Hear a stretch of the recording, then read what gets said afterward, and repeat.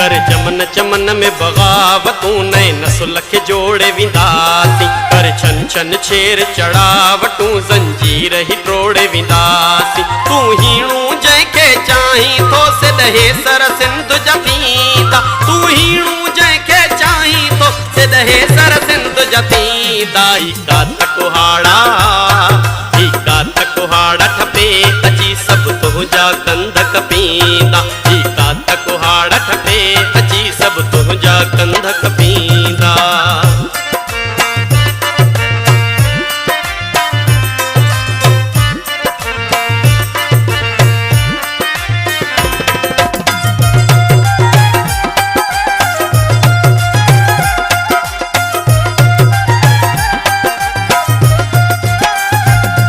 हर घाव वतन लाइ लाल आहे ऐं हौसलो पंहिंजो बहाल आहे हर ज़ख़्म ज़ख़्म ही गुलाब आहे हर घोड़ो अख में शराब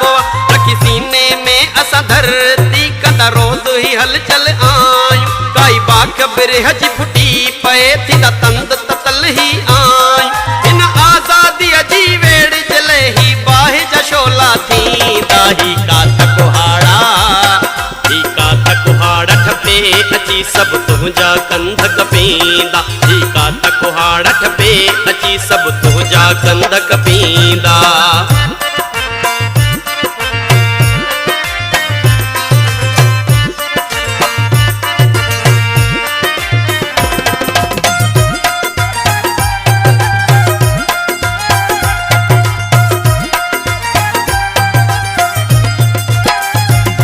हर बांदी पड़ल छो ख्वाब आहे ही इश्क असांजो अरबाब आहे ही देश मथां कुर्बान वञूं इहो हिकु ई था ईमान मञूं आवे जी मंज़िल पंहिंजी मूं कीअं न दिलड़ी लाथी कोई सींध सवारण ईंदो कोई पंहिंजो थींदो साथी ही मंसूरी ॼण मिटी आ जम बाग़ी पैदा थींदा ही कात कुहाड़ा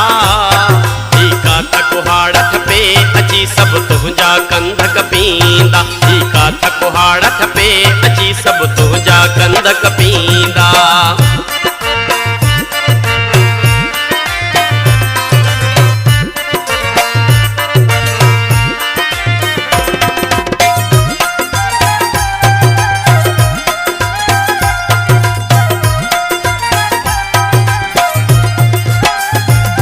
भले सख्तियूं जेलूं सज़ाऊं ॾियो ही रेटो रत भली बायूं ॾियो ही हार न मूंखे मञणी आ ही प्रीत सदा हिते रहणी आ झूलेलाल झंडो पियो अज़हर सिंध देश बि आख़िर ठहिणो